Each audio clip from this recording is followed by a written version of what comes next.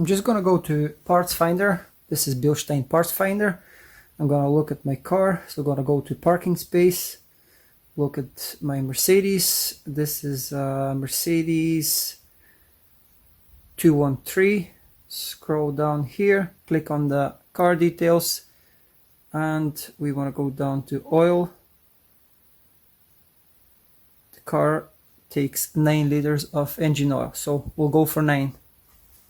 I've poured 1 bottle, which is 5, so I'm going to add another 4 liters of oil.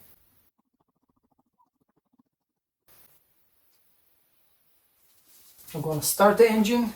I'm going to let the oil flow through the filter, and we're going to switch the car off, and after that we're going to properly check the final oil level. Before I'm finished with the service, then I will double check once again. Obviously you want to have your car on a level surface so it doesn't show any discrepancies.